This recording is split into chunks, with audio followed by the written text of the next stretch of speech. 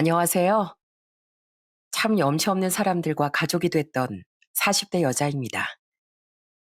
개구리 올챙이적 시절 생각 못한다.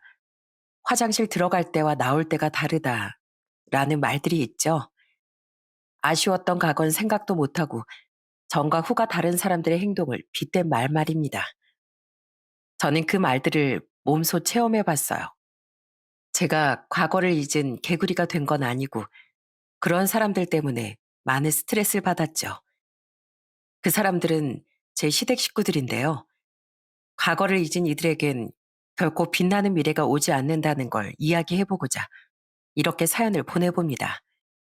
그럼 시작해 볼게요. 저는 여동생과 함께 금형 가공 공장을 운영하던 부모님 아래서 행복하게 자랐습니다. 우린 평범하게 대학을 나와 직장인이 되었고, 저는 나이 33에 동갑이던 남편을 만나 연애를 시작하게 됐어요. 남편은 당시 아직 빛을 보지 못하던 사업을 운영하는 초짜 사업가였죠. 남편은 우리나라에서 손에 꼽는 동쪽 지방의 공대를 나온 수재였어요. 대학을 졸업한 후 좋은 회사에 들어갔던 남편은 회사 생활을 하며 모은 돈과 대출을 껴서 꿈이었던 사업을 시작했다고 하더라고요. 집안 사정이 어려워 부모님의 도움을 받기는 힘들었다면서요. 아직 사업은 지지부진했지만 전 남편이 뭐라도 반드시 해낼 사람이라는 걸 알아봤습니다. 남편은 인생 계획이 확실했고 포부도 남달랐어요. 참 똑똑하고 인생을 살아감에 있어 배울 점도 많은 남편은 딱 제 이상형이었죠. 연애를 하며 안타깝게도 남편의 사업은 계속 같은 선상을 이어갔지만 남편에 대한 믿음이 있었기에 저는 결혼을 결심했습니다. 그렇게 저는 나이 35에 결혼을 하게 됐어요. 미안해, 여보. 난 정말 잘해보려고 했는데 결혼하자마자 당신한테 너무 면목이 없어. 그런데 결혼하자마자 뭐가 꼬인 건지 남편의 사업이 더욱 어려워지더군요. 저는 그래도 평탄은 유지하고 있었는데 상황이 악화된 거죠. 남편은 결혼하자마자 집에 생활비를 전혀 가져다 주지 못하게 됐어요. 그 와중에 허니문 베이비로 큰아들이 생기자 남편은 제게 정말 많이 미안해했습니다. 괜찮아, 여보. 당신은 혼자가 아니라 내가 함께잖아. 우리 아이도 우리 생활도 내가 책임질 수 있으니까 당신은 당신 자리에서만 최선을 다하면 돼. 난 당신 믿어. 하지만 전 걱정 말라며 남편을 안심시켰습니다. 저는 결혼 전 성실한 부모님을 보고 배워 틈틈이 재테크도 하고 있었어요. 그래서 가지고 있던 여윳돈이 꽤나 있었기에 적어도 혼자 생활 정도는 꾸려갈 자신이 있었죠. 저는 저와의 결혼이 남편에게 득이 됐으면 됐지 절대 남편의 사업 발목을 붙잡게 하고 싶진 않았기에 가족 생각에 미안해하던 남편의 부담을 덜어주려 최선을 다했어요. 그런 저와 뱃속 아이를 위해 남편은 정말 치열하게 노력했습니다. 하지만 남편의 사업은 큰애가 태어난 후 더더욱 기울더군요. 그리고 그때 남편은 저와 아이를 생각해 사업을 접을 생각까지 했어요. 그때 절 도와 남편을 말리고 지지해준 사람이 바로 저희 부모님입니다. 자네 제품 개발에 돈이 많이 든다고 했지? 그 돈 내가 빌려주겠네. 만약 생활비가 모자라면 그것도 빌려줄 테니까 사업 접지 말고 계속 정진해봐. 그게 자네를 믿는 우리 딸과 우리를 위한 진정한 길이야. 저희 부모님 또한 저처럼 남편의 가능성과 인품을 보고 처음부터 남편을 많이 예뻐해 주셨습니다. 아빤 남편에게 절대 포기하지 말라며 선뜻 거액을 빌려주셨어요. 당황한 남편은 거절했지만 아빤 남편의 어깨를 두드리며 이렇게 말씀하셨죠. 누가 공짜로 준댔나? 나도 사업하는 사람이야. 돈 문제 누구보다 확실하다고. 이건 그냥 빌려주는 거네. 난 자네를 믿고 투자를 하는 거야. 난 자네에게 차용증도 받을 걸세. 다만 이자는 안 받을 테니까 나중에 성공하면 갚아. 아빤 돈을 빌려주며 남편에게 차용증도 쓰게 하셨습니다. 엄만 죄송해하는 남편의 손을 꼭 잡으며 우리 사위, 우리가 항상 든든하게 뒷받침해 줄 테니 절대 기죽지 말게 하고 응원의 말을 해주셨죠. 그런 부모님께 감사하다며 남편은 눈물까지 뚝뚝 흘렸어요. 그렇게 남편은 사업을 포기하지 않게 됐지만 여전히 남편의 사업은 계속해서 힘든 길을 걸어갔어요. 그런 남편에게 자주 안부 전화를 하고 불러내 술도 사주시던 아빤 남편이 무슨 말을 하기도 전에 몇 번이나 더 돈을 빌려주셨죠. 친정 부모님과 제 믿음이 자신에겐 크나큰 원동력이 된다고 남편은 항상 말했었습니다. 남편은 성공을 향한 투자를 다지며 정말 밤낮 없이 사업에 몰두했어요. 하지만 여전히 사업이 잘 풀리지 않던 세월 동안 우린 큰아들의 뒤를 이어 작은 아들과 막내인 딸도 낳았습니다. 생활이야 제 여윳돈과 월급을 합치면 넉넉진 않아도 심하게 쪼들리진 않았었는데 여전히 생활비 한 푼도 가져다 주지 못하던 남편은 항상 제게 미안해서 어쩔 줄을 몰랐어요. 저는 잔뜩 쪼그라든 남편의 어깨를 보기 싫어 남편의 어깨를 다독이며 항상 응원해 주었죠. 어허, 내가 뭘 했어. 큰일 하는 사람은 항상 어깨를 당당하게 펴고 다녀야 한다고 했지? 여보, 난 정말 괜찮아. 난 내 스스로 당신을 선택했고 지금 아주 행복해. 만약 당신이 스스로를 못 믿겠으면 당신을 선택한 날, 그리고 당신을 믿어주는 우리 부모님을 믿어. 우리 남편 화이팅! 저뿐 아니라 친정 부모님 또한 남편에게 조금의 눈치도 주지 않고 오히려 항상 남편의 길을 세워주셨어요. 박서방, 자네 요새 살이 좀 빠진 것 같은데 스트레스 받을수록 잘 먹고 다녀야지. 안 되겠다. 사위 사랑은 장모라고 내가 우리 사위 몸보신이라도 좀 시켜줘야겠어. 수정아, 나가서 엄마랑 삼계탕 할 거리 좀 사오자. 박서방, 이거 밖에 현금인데 얼마 안 돼. 내가 항상 말했지? 사업하는 사람은 현금도 어느 정도는 꼭 지갑에 넣고 다녀야 한다고. 사업자 만난 사람들에게 없어 보이는 순간 괜히 자네 무시하는 사람도 생긴단 말이야. 어허, 돌려주지 마. 우리 사이가 어디 가서 기죽는 건 장인으로서 절대 용납 못할 일이니까. 이런 친정 부모님과 더불어 제 여동생도 여동생과 결혼했던 제부도 항상 남편을 존중해 주었어요. 남편은 그런 친정 식구들을 참 좋아했고 어떨 땐 저와 동생보다도 더 저희 부모님께 잘할 정도로 듬직한 맞사이가 되어 주었죠. 물론 저도 시댁에 잘하려고 노력했습니다. 남편에겐 무려 남동생 둘과 막내인 시누이까지 동생이 셋이나 있었기에 전 맏며느리 노릇을 잘 해내고 싶었어요. 그와 별개로 솔직히 시댁 식구들은 남편과는 굉장히 다른 사람들이었죠. 시댁은 넉넉했던 친정과 달리 형편이 어려웠는데 남편의 말론 시부모님이 그리 성실하지 않은 분들이셨다고 해요. 아버진 평생 일을 하다 말다 하셨고 어머닌 주부로 사셨어. 아버진 자식들이 전부 성인이 되자마자 아예 일을 하지 않으셨는데 그때도 어머닌 일할 생각이 없는 건 마찬가지셨어. 오히려 자식들이 하나둘 직장인이 되니까 틈틈이 용돈을 요구하셨지. 특히 좋은 회사를 들어갔던 나한텐 두 분 모두 다달이 용돈을 달라고도 하셨어. 남편은 형편이 어렵다며 학원 한번 보내주지 않던 시부모님의 도움 대신 친구들과 선생님들의 도움으로 공부해 스스로 대학에 갔다더군요. 그래도 키워주신 부모님께 감사해 용돈을 드렸다고 하더라고요. 하지만 남편이 사업을 시작하며 사정이 힘들어지자 그때부턴 용돈을 드리지 못했다네요. 그래도 여전히 시부는 일을 하지 않았고 생계를 위해 그나마 시모가 청소일을 시작했다고 했죠. 이렇듯 성실함과는 먼 분들이었지만 그래도 결혼 생활 내내 생활비 한번 못 주던 남편을 응원해주는 제게 항상 미안하고 고마워하셨습니다.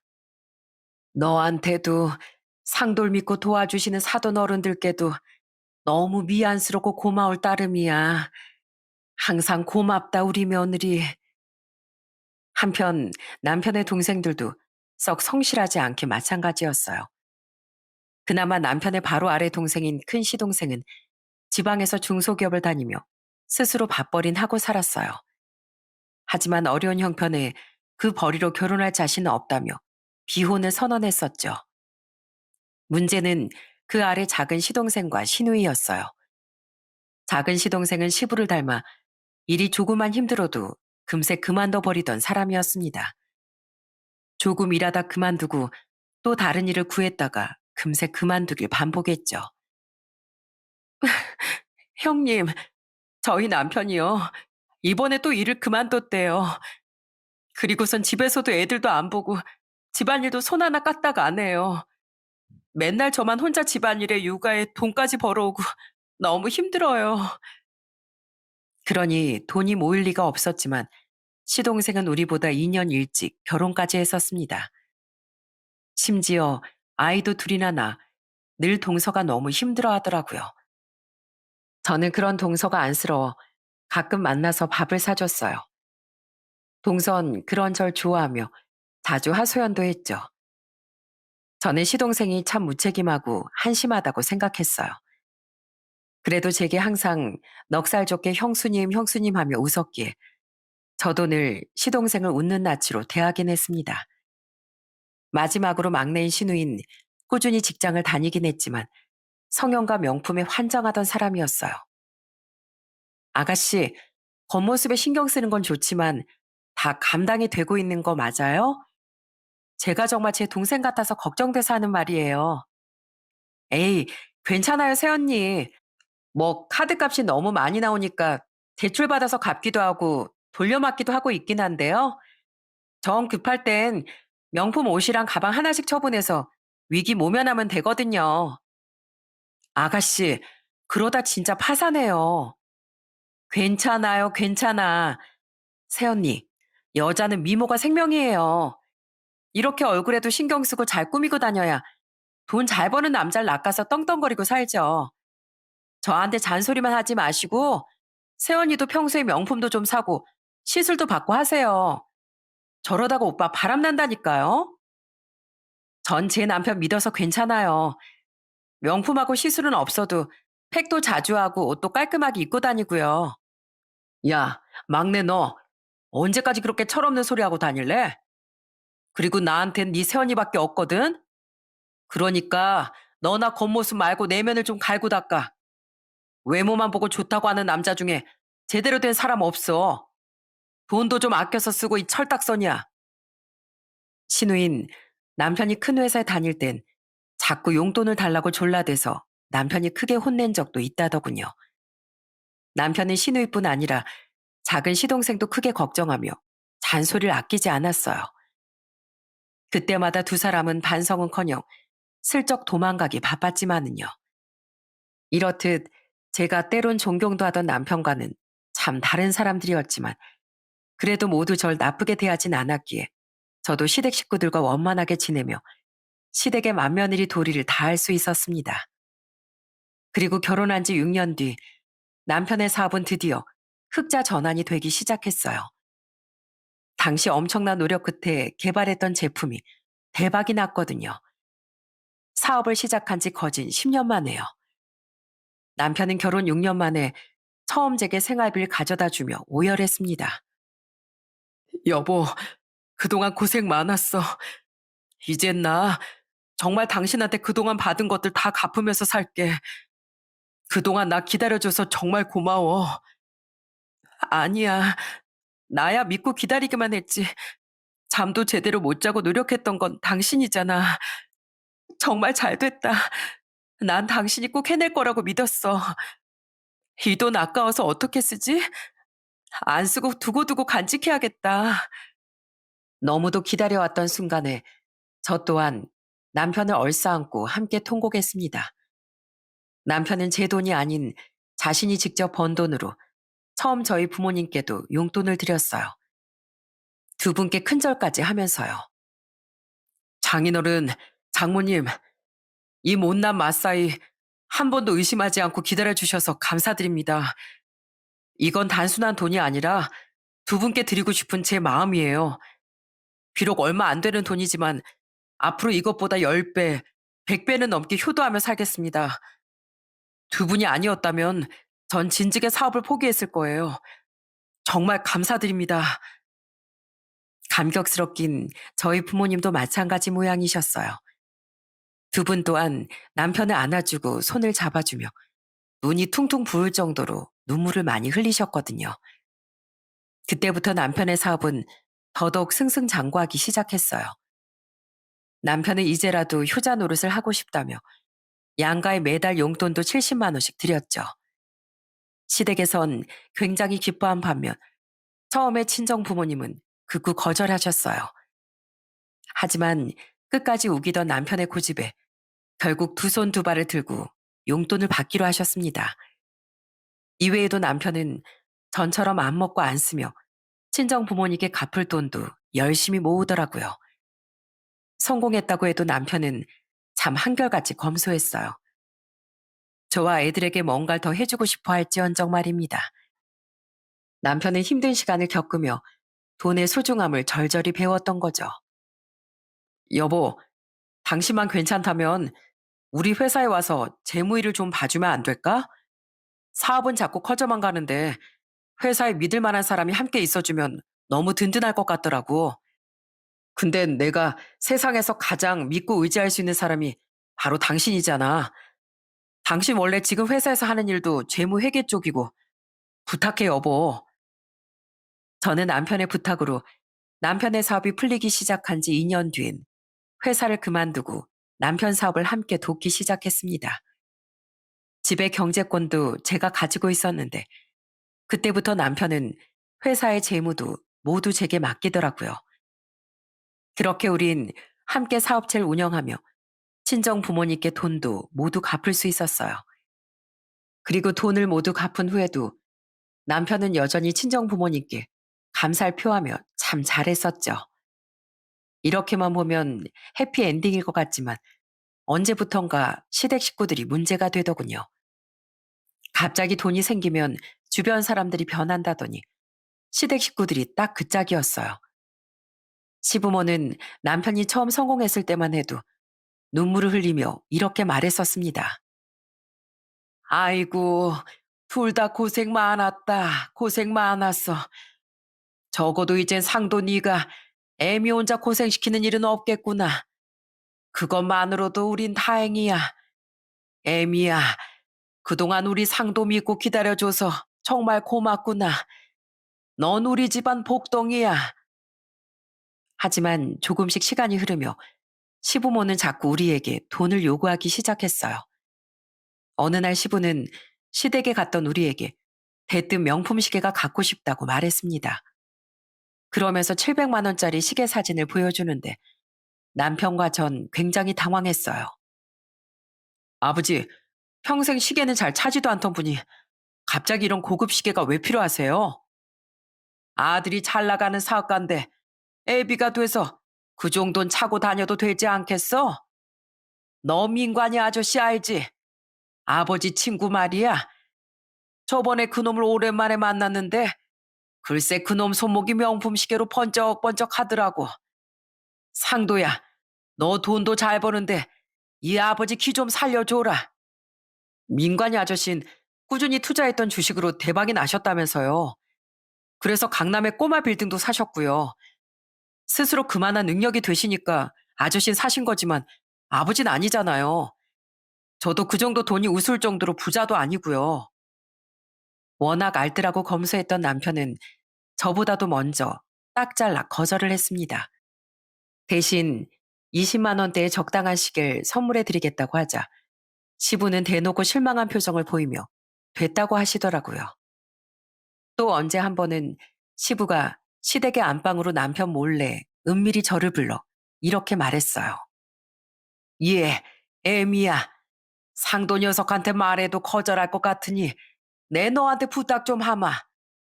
어차피 너희 집 경제권은 네가 가지고 있잖니. 네가 된다고 하면 우리 상도도 절대 거절 못할 거야.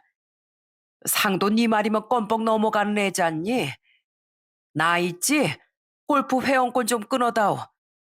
골프가 부자들의 스포츠 아니냐.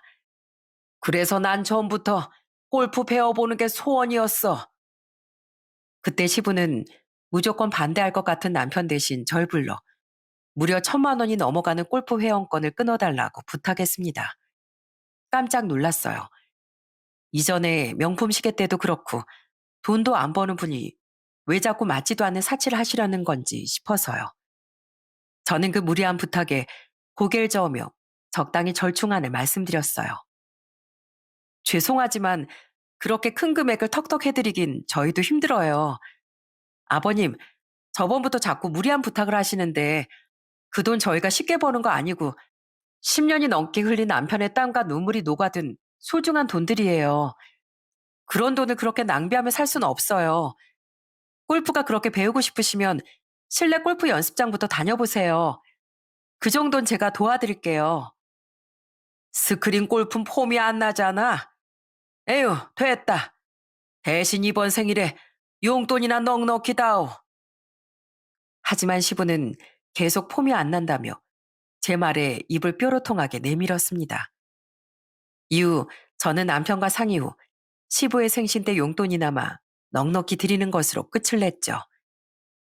그나마 그렇게라도 한 게 그래도 남편이 자기를 키워준 부모님이니 잘해드리고 싶어 했거든요. 이후에도 시부는 저런 식으로 자꾸 돈을 요구했고 우린 적당한 선을 넘으면 그 요구들을 딱 잘라냈어요. 물론 남편의 사업이 잘 되며 돈을 적진 않게 벌었지만 적당히야 괜찮아도 당연한 듯 계속 이런 요구를 하는 건 옳지 않다고 생각했거든요.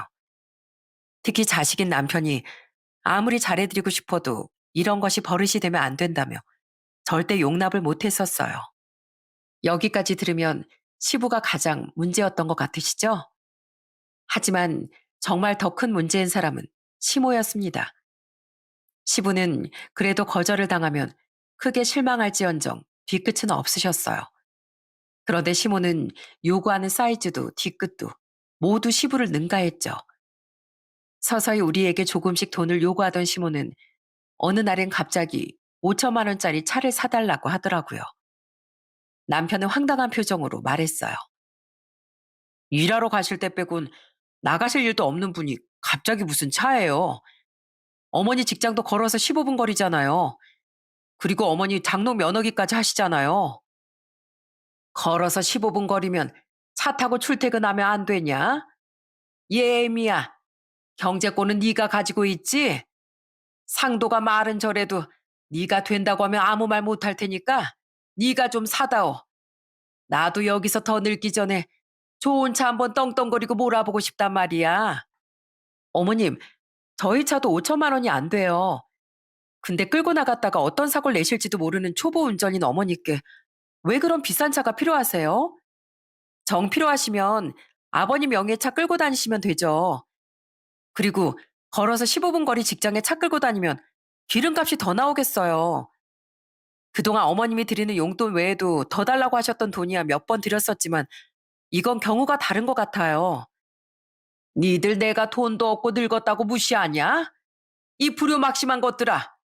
그렇게 돈 많이 벌어서 니들만 잘 먹고 잘 살겠다 이거야? 그때 정중히 거절을 하자 시몬은 마구 화를 냈습니다. 그리곤 한동안 저희를 보면 쉬지 않고 구시렁대셨죠. 이후에도 시몬은 갑자기 친구들 5분까지 모두 다 함께 해외여행을 보내달라고 하질 않나 청소일을 그만두고 일반 식당도 아닌 고급 레스토랑을 운영해보고 싶으니 투자를 해달라질 않나 자꾸 과해도 너무 과한 욕을 하시더군요. 왜 그렇게 허무맹랑한 요구만 하시냐고 하니 시몬은 당당하게 이렇게 말하곤 했어요. 우리 아들이 잘 나가는 회사 대표인데 뭐가 허무맹랑해? 애미 너 지금 우리가 못 산다고 무시하는 거야? 우리 아들이 벌어온 돈으로 애들이랑 떵떵거리고 잘 살면서 왜 내가 해달라는 건 다 안 된다는 건데? 우리 아들이 네 눈치 보여서 더 저렇게 다 안 된다고 하는 거 아니야?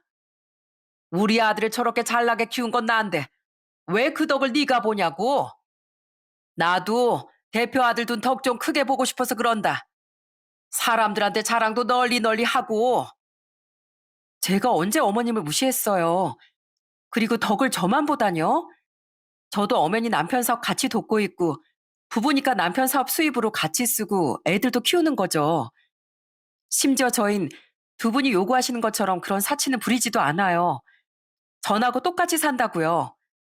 그리고 저도 물론 반대지만 두 분이 이러시는 걸 가장 이해 못하는 건 바로 제 남편이에요.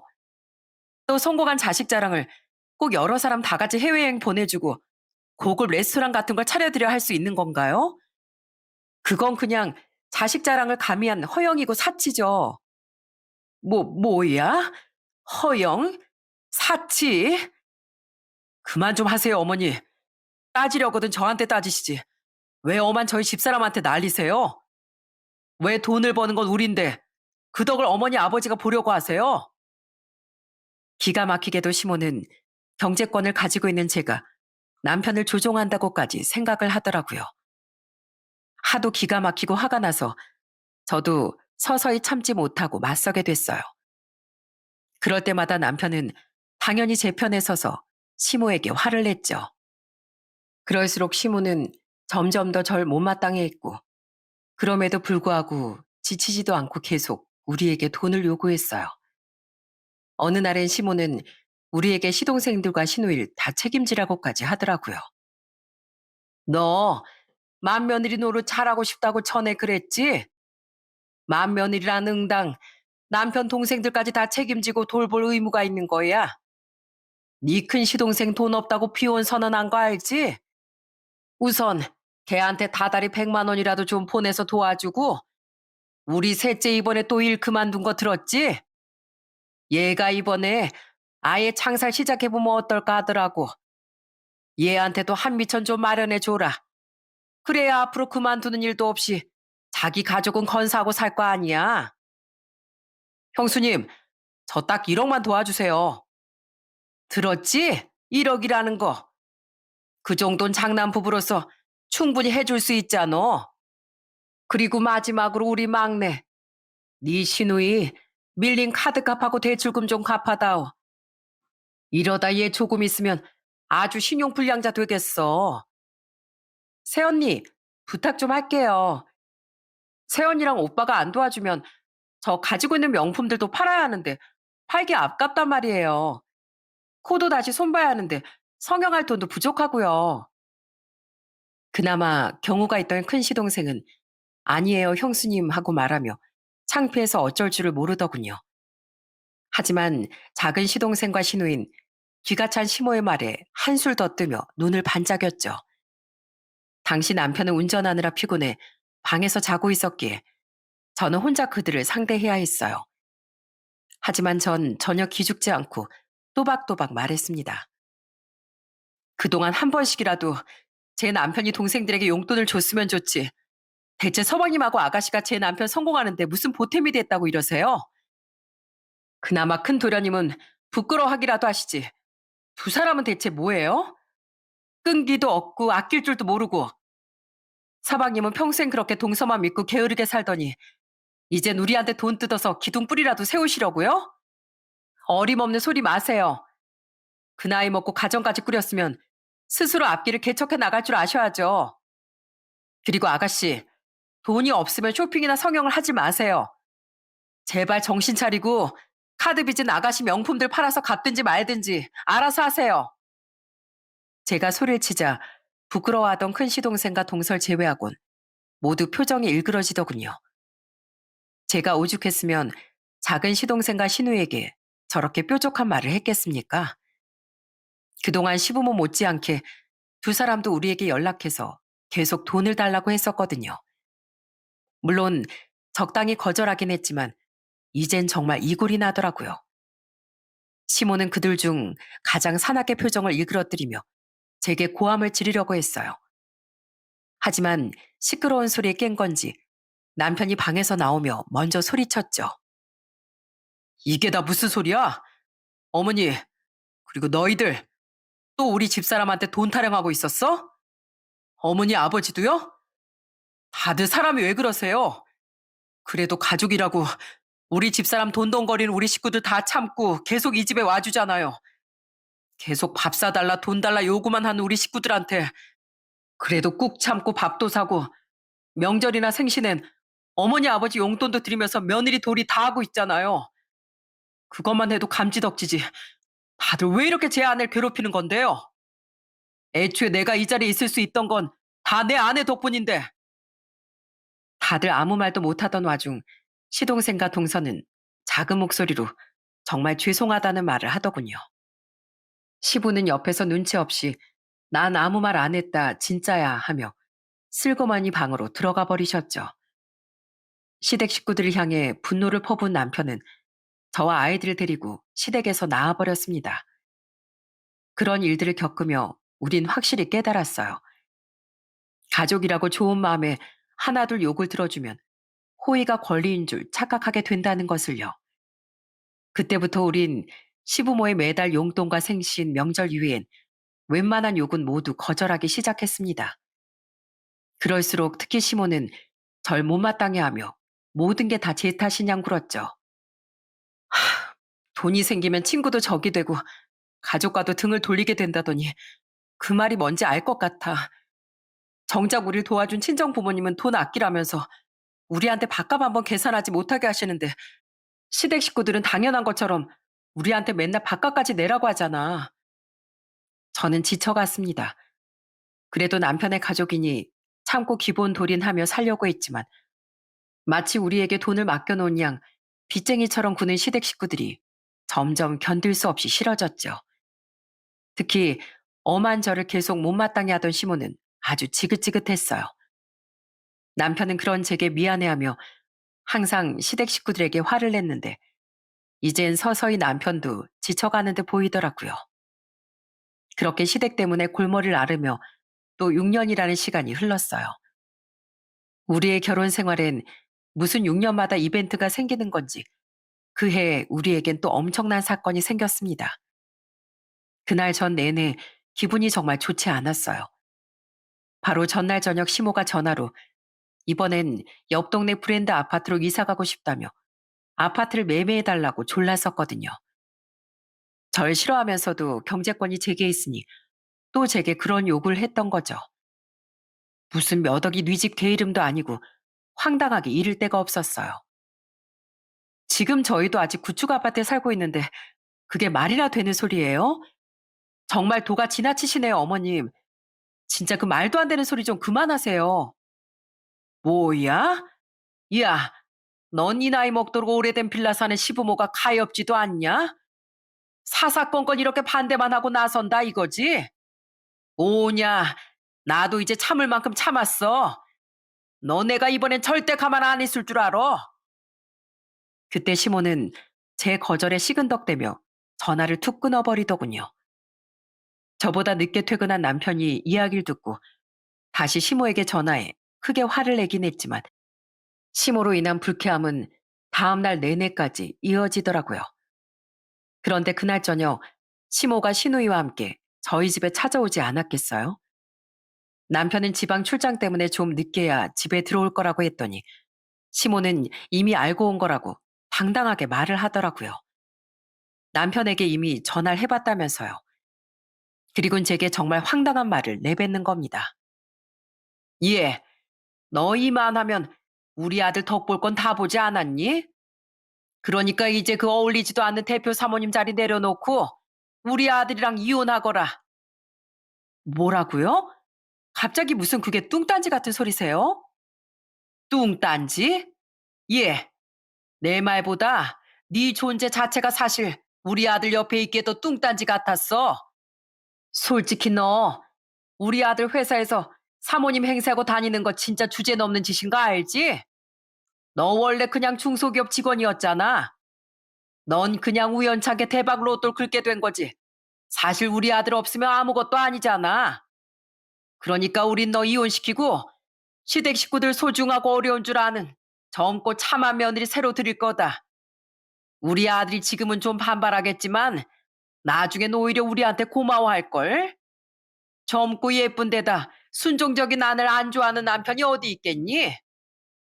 맞아요, 새언니. 내가 말했죠? 여자는 외모가 생명이라고. 평소에 관리도 잘 못해서 주름살 자글자글한 새언니한테 오빠도 말은 안 해도 질리고 있을걸요? 솔직히 오빠 정도면 어리고 예쁜 여자들이 줄을 설 테니까요. 제가 그래도 정이 있어서 이렇게까진 안 하려고 했는데 새언니 때문에 오빠가 더 우리 가족을 등한시하는 것 같아서 저도 엄마 의견에 동참한 거예요. 우리 오빠가 원래 얼마나 착한 사람이었는데 이게 다 새언니가 오빠를 조종해서 생긴 일이라고요. 우리 막내 말 한번 잘한다. 애미 너만 아니었어도 우리 아들이 우리한테 이렇게 매몰차게 굴지는 않았을 거야. 너랑 이혼 안 하면 인연까지 끊는다고 으름장 놓을 생각인데 그렇게까지 하면 우리 아들이 그래도 가족을 선택하지 않겠니? 그러니까 우리 아들한테 버림받기 전에 네가 알아서 네 발로 이혼하자고 하고 나가거라. 우린 너한테 덜 비참해질 기회를 주려고 온 거야. 당연히 우리 손주들은 두고. 시모와 시누인 황당하게도 제게 이혼을 하라고 종용하러 온 거더라고요. 저는 기가 막혀서 입을 떡 벌리고 있다 안방 서랍장에서 종이들을 몇 장 꺼내왔습니다. 그리고 냅다 시모의 얼굴에 뿌려버리고 소리쳤죠. 아이고 깜짝아. 이건 또 뭐야? 제 남편이 누구 덕에 성공할 수 있었는지 증명해주는 종이요. 우리 아빠가 그동안 제 남편한테 빌려주신 돈에 대한 차용증들이에요. 그것들하고 제 도움이 아니었다면 과연 어머님 아들이 여기까지 올 수 있었을까요? 뭐 언젠가 성공할 수 있었겠지만 이렇게 빠르겐 못했을 거예요. 근데 제 남편이 힘들 때 도움은커녕 아무것도 못해준 사람들이 이제 와서 나한테 이혼하라고요? 언젠 그렇게 우리 고마운 며느리하고 쩔쩔매더니 개구리 올챙이적 생각 못한다는 말이 딱 지금이네요. 그죠? 제가 들고 온 건 바로 남편이 아빠에게 돈을 빌리며 썼던 차용증들이었습니다. 돈을 모두 갚은 후 버리려고 했지만 남편은 친정에 대한 고마움을 잊지 않겠다며 그것들을 소중히 보관하고 있었거든요. 시모와 신우에게 열이 받은 전 그들의 뻔뻔함을 깨우쳐 주려 그것들을 뿌려버린 거죠. 하지만 시모는 부끄러워하기는커녕 더욱 패악을 부렸어요. 그래, 내가 원하고 없이 살아서 우리 아들 힘들 때 못 도와줬다. 근데 꼭 돈이 많아서 도와줄 수 있어야지만 부모니? 나 너면 우리 아들을 키워주고 낳아줬어. 근데 어디서 돈 몇 푼 도와준 거 가지고 유세야, 유세가. 낳아줬다고 다 진정한 부모인가요? 그래요. 돈 못 도와줄 수 있죠. 하지만 적어도 아들이 성공했다고 저금통 취급하면서 아들 인생까지 망치려들지 말아야죠. 지금 어머님처럼요. 자기 욕심만 채우려고요. 어머님은 지금 제 남편 부모 자격을 스스로의 손으로 내버리고 있는 거예요. 그리고 아가씨도 똑같은 사람이에요. 한심하다 한심하다 생각은 했지만 이렇게 머리가 텅 빈 사람일 줄은 생각도 못했네요. 속만 텅 빈 줄 알았더니요. 뭐라고요? 새언니, 지금 말 다 했어요? 전 아이들이 들어가 있는 방문을 걱정스러운 눈빛으로 한 번씩 바라보며 그들에게 쓴소리를 내뱉었습니다. 그리곤 안에서 다 듣고 있을 애들이 더 무서워하기 전에 얼른 그들을 쫓아내 버려야겠다고 생각하던 와중 빠르게 비밀번호가 눌리는 소리가 들리더니 현관문이 벌컥 열리더군요. 문을 열고 황급히 집에 들어선 사람은 바로 남편이었어요. 남편은 대치하고 서 있는 우리 세 사람을 보자마자 험악한 표정을 지으며 제 옆으로 걸어왔습니다. 다들 목소리가 커서 아파트 복도까지 다 들리더라. 여보, 괜찮아? 어머니랑 제가 또 돈 요구하러 온 거야? 아까 어디냐는 어머니 전화를 받고 끊고 나니까 느낌이 쎄하더라고. 마침 차도 안 막히길래 최대한 빨리 차 몰고 집으로 달려왔어. 역시나 어머니가 와 있었구나. 어머니, 대체 오늘은 또 와서 무슨 소리 하신 거예요?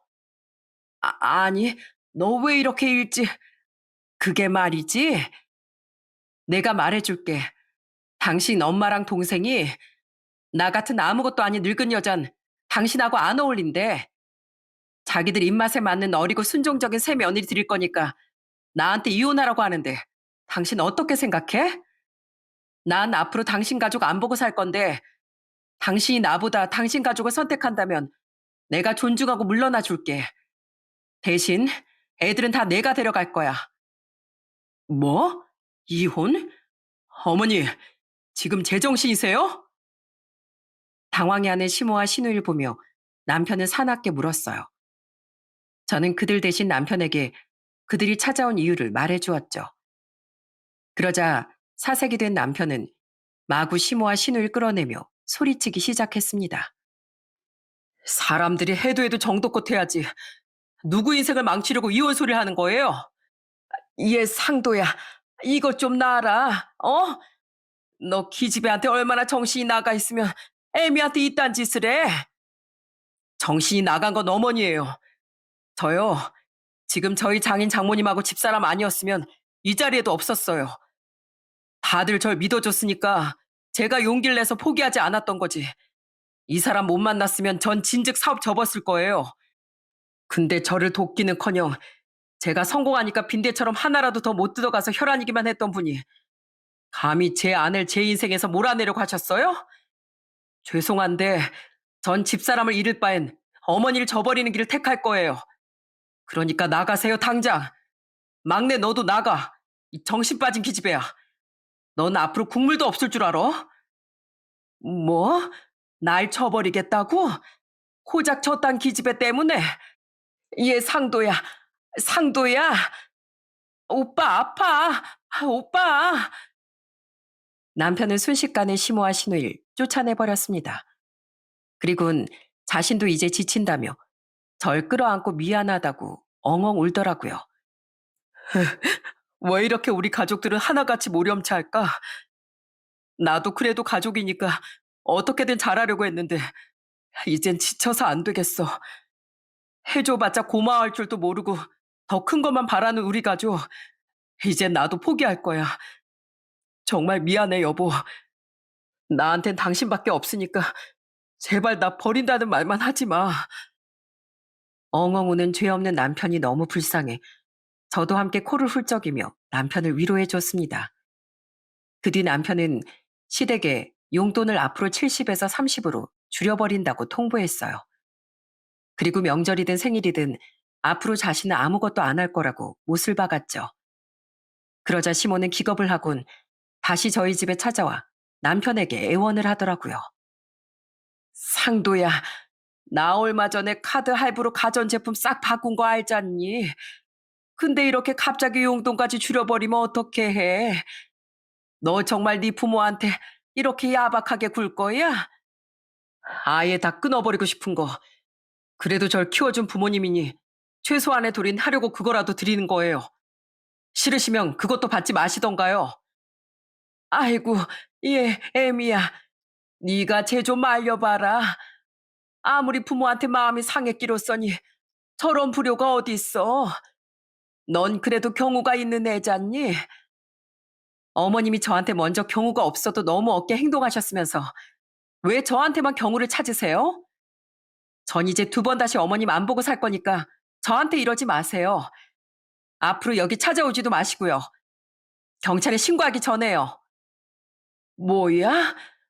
아, 넌 어쩜 이렇게 애가 야박하고 속이 좁니? 가족끼리 좀 돕고 살고 할 수도 있는 거지. 너 어제 내가 이혼하라고 했다고 이러는 건가 본데? 네가 이딴 식으로 싹 썩게 행동하니까 내가 널 이혼시키려고 한 거야? 네, 그러시든 말든 제 남편은 이혼하기 싫다고 하니까 어머님 알아서 하시고요. 나가시라고요. 경우도 없고 싹수 없는 전 너무 약이 올라서 진짜 눈에 뵈는 게 하나도 없으니까요. 그리곤 남편이 단호하게 나오자 저에게까지 매달리는데 그러면서도 끝까지 반성은 안 하고 결국 제게 악담만 내뱉더라고요. 결국 시모는 저와 남편에 의해 다시 집에서 쫓겨나고 말았죠. 그 뒤 전 시댁에 전혀 왕래를 하지 않고 살았어요. 남편만 1년에 딱 2번 명절에만 잠깐 가서 얼굴을 비추고 올 뿐이었습니다. 그때 시모와 시누이의 폐악을 방에서 다 들었던 저희 아이들은 자기 할머니와 고모라면 질색을 했기에 저처럼 시댁에 가지 않고 있죠. 그렇게 2년이 지났고 남편은 여전히 시댁에 딱 30만 원 외엔 아무것도 안 들이고 살고 있어요. 웃긴 건 시모는 이후에도 포기하지 않고 남편이 명절에 가면 은근하게 저와의 이혼을 종용했다는 거예요. 대체 어머니는 언제나 정신을 차리실까? 내 마지막 남은 인내도 바닥이 나는 것 같아서 마지막으로 말씀드렸어. 용돈 30도 나와의 인연도 영영 끊기고 싶지 않으면 이젠 진짜 그만하시라고 말이야. 결국 남편의 으름장을 듣고 나서야 시모는 잠잠해졌다고 합니다. 하지만 여전히 시모는 은근하게 남편을 떠보며 정신을 차리지 못하고 있다네요. 한편 몇 달 전 아주 오랜만에 시부에게 전화를 받게 됐어요. 받지 않으려다가 그래도 뭐라고 하시는지 드러나 보자 싶어 저는 그 전화를 받았었어요. 아이고, 애미야, 잘 지내냐? 에휴, 난 요즘 맨날 네 시애미랑 싸우고 지낸다. 왜 가만히 있는 너한테 이혼을 요구해서 이 사달을 만들었냐고 말이다. 애미야, 내가 네 시애미 아주 혼쭐을 내놨거든. 그러니까 이제 그만 화 풀고 그 여편 내 좀 용서해 주거라. 그리고 다시 용돈이라도 좀 올려주면 안 되겠니? 월에 30 가지고 누구 코에 붙이냐? 죄송한데 아버님, 전 사과조차 없는 분을 용서고 뭐고 할 일도 없고 더 이상 두 분께 돈을 드릴 생각도 없어요. 아버님부터가 저한테 미안함은커녕 역시나 아직도 돈만 바라고 계시는데 이미 그 집에 마음 접은 제가 대체 왜 그렇게 하겠어요? 그러니까 저한테 아무것도 바라지 마세요. 이만 끊겠습니다. 하지만 결국 전화한 이유는 역시나 돈이더군요. 전 여전히 게으르게 자식의 돈만 탐하던 시부의 전화를 정중히 끊어버렸죠. 그 후 얼마 지나지 않아 전 동서에게 오랜만에 전화를 받았어요. 형님, 저 더 이상 그 인간이랑 못 살겠어서 애들 데리고 이혼했어요. 그래도 마지막으로 형님께 인사드리고 싶어서 이렇게 연락드렸어요. 오래 참았지만 결국 마음 약한 동서도 시동생을 견디지 못했던 겁니다. 저는 그런 동서에게 행복을 빌어주며 작별 인사를 했죠. 이번 추석에 시댁에 잠시 다녀온 남편에게 듣기로 지금 작은 시동생은 시댁에 들어가 빈둥거리며 살고 있다고 하더라고요. 또 시누이는 최근 드디어 한 남자와 결혼하려다 숨겼던 카드 빚을 들켜 파혼당했다고 하더라고요. 아휴, 정말 너무 한심해. 대체 언제 사람 구실을 하고 살려는지 원. 남편은 그들을 한심해하며 혀를 끌끌 찼습니다. 그래도 경우가 있던 큰 시동생은 자기 가족이 창피하다며 바쁘다는 핑계로 명절에도 잘 안 오고 있다고 해요. 전 그렇게 일부 자식들조차 창피해하는 시댁에 더 이상 신경 끄고 앞으로 저희 가족만 잘 챙기며 잘 살아갈 생각입니다. 남편은 여전히 제 친정에 굉장히 잘하며 살고 있습니다. 부모님은 어딜 가나 남편 자랑을 그렇게 하세요. 물론 제부가 서운해하지 않게 제부도 많이 예뻐하시지만은요. 부모님은 얼마 전엔 그동안 남편과 제가 매달 드렸었던 70만 원을 한 푼도 빼놓지 않고 모은 돈이라며 목돈이 든 통장을 건네주기도 하셨어요. 그리고 놀란 남편에게 아빤 이렇게 말하셨죠. 사업이란 항상 어떻게 될지 모르는 일이지 않나. 그러니까 이건 잘 가지고 있다가 위급한 상황에 쓰게. 왜 두 분은 제게 늘 줄 생각만 하세요? 그럼 부모가 자식에게 줄 생각을 하지 빼앗을 생각을 하겠나? 부모 마음이란 다 이런 거야. 그때 아빠의 말씀을 듣고 남편은 갑자기 서럽게 엉엉 울었습니다. 아마 저희 부모님과 정반대였던 시부모의 생각이 난 것 같았어요. 아빠는 아차 싶은 표정으로 남편을 달래주려 진땀을 빼셔야 했죠. 저 또한 함께 남편을 달래며 다짐했어요. 가족으로 인해 상처받은 남편의 마음을 평생 어루만져주며 살아가겠다고요. 남편은 자신을 진정으로 위해주는 부모님은 장인 장모님이라며 평생 효도하며 살겠다고 말하더군요. 그런 남편의 말처럼 진정한 부모란 자식이 잘 되든 못 되든 하나라도 더 주고 싶어 하는 존재라고 생각합니다. 물론 힘들면 자식도 부모를 도울 수 있죠. 부모님도 자식의 도움을 바랄 수도 있고요. 하지만 그것도 상식선 이내의 일이지 제 시부모처럼 자식을 저금통처럼 여기는 사람들은 결국 자식에게 외면당하게 되는 법인 것 같아요. 아무리 가족이라고 해도 서로 간의 선을 잘 지키며 살아가는 것이 가족의 우애를 지키는 방법이라는 걸 많은 사람이 제 사연을 통해 깨닫게 됐으면 좋겠습니다. 그럼 전 이만 사연을 마치고 인사드릴게요. 감사합니다.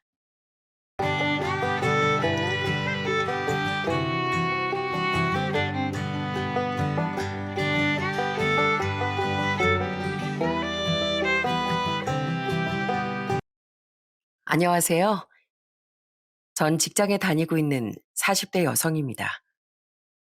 사람 위에 사람 없고 사람 아래 사람 없다는 말이 있죠. 모든 사람은 본질적으로 평등하다는 뜻입니다.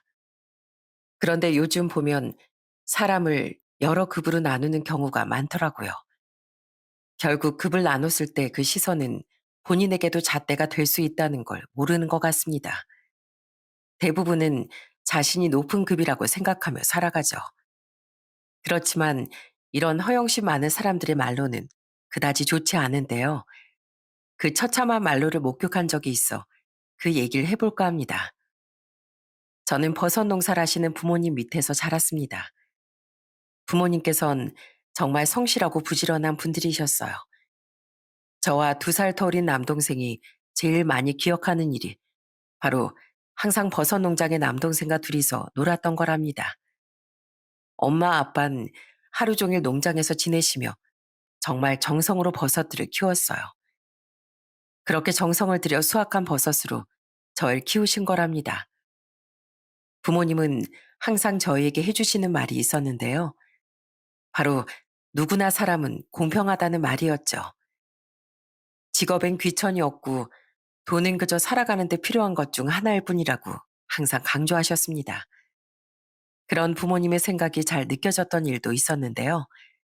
저희 농장에 한 번씩 일을 하러 오시는 할아버지 한 분에게 손주들 먹이라며 매번 먹을 걸 챙겨주시기도 했었답니다. 한 번은 제가 안 입는 옷이랑 신발 같은 걸 챙겨서 줬더라고요. 그래서 엄마에게 물어본 적도 있었어요. 엄마, 저 할아버지한테 왜 이렇게 신경 쓰는 거야? 이번엔 내 옷이랑 신발도 주고 저번엔 할아버지한테 고기까지 챙겨줬잖아. 왜 그렇게 이것저것 챙겨주는 건데? 아, 저 할아버지 손주들이 있어. 할아버지 혼자서 2손주들을 키우고 있거든. 그래서 엄마 아빠가 조금씩 도와드리는 거야. 어차피 석희 너 저 옷들이랑 신발 이제 작아서 못 입잖아. 입을 수 있는 사람한테 가면 더 좋지. 그래도 너무 많이 챙겨드리는 거 아니야? 엄마 매번 고기며 김치며 이것저것 다 챙겨주잖아. 석희야, 사람 사는 건 이렇게 다 베풀면서 사는 거야. 너도 나중에 커서 보면 다 알 거야. 사람이 혼자서 살아가는 건 없어. 다 서로서로 나누고 베풀면서 그렇게 살아가는 거야. 이렇게 베풀면 다시 복으로 돌아오는 거라니까. 나중에 시간 지나면 너도 알게 될 거야. 엄마 아빤 넉넉한 형편이 아님에도 불구하고 어려운 이웃들을 정말 많이 도와주셨어요. 처음엔 저도 부모님의 이런 나눔이 이해가 되지 않았지만 나중에 시간이 차차 흐르면서 전 부모님을 존경하게 되었습니다. 어려운 상황에서도 늘 배려하고 다른 사람들의 어려움을 더 생각해 준다는 게 정말 쉬운 일이 아니더라고요. 그럼에도 부모님께선 평생을 베풀며 사셨으니 더욱 존경할 수밖에 없었답니다. 전 졸업을 하고 경기도권에서 직장을 다니며 자리를 잡게 되었는데요. 거기에서 같이 일하는 회사 언니의 소개로 지금의 남편을 만나게 됐습니다. 그때 제 나이가 27살이었고 남편은 29살이었는데요. 그때 당시 남편은 중소기업을 다녔었어요. 사람이 정말 성실하고 배려심도 좋고 생각이 깊더라고요. 그런 모습을 보면서 참 좋은 사람이라고 생각을 했습니다. 그렇게 2년의 연애 끝에 제 나이 29살, 남편은 31살에 결혼을 결심하게 되었어요. 지금도 처음 제가 시댁에 인사 갔을 때가 기억에 많이 남는데요. 그때 시댁은 정말 집이 많이 어려웠어요. 지하에 사셨는데 방 2칸짜리 햇빛도 잘 들어오지 않는 그런 곳에서 살았습니다. 그리고 남편의 남동생인 시동생은 반도체 공장에 다니면서 근처 원룸을 잡고 살고 있었어요. 처음 인사를 갔을 때 정말 반가워하시면서도 제 눈치를 많이 보셨던 기억이 있습니다. 아무래도 집이 좋지 않다 보니 혹시라도 제가 나쁘게 볼까봐 눈치를 보셨던 것 같아요. 안녕하세요. 처음 뵙겠습니다.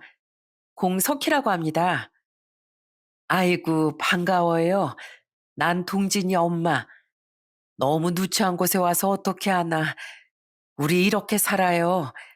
조금 불편해도 여기 앉아요. 아니에요. 저희 부모님도 시골에서 다 이렇게 사시는걸요. 괜찮습니다.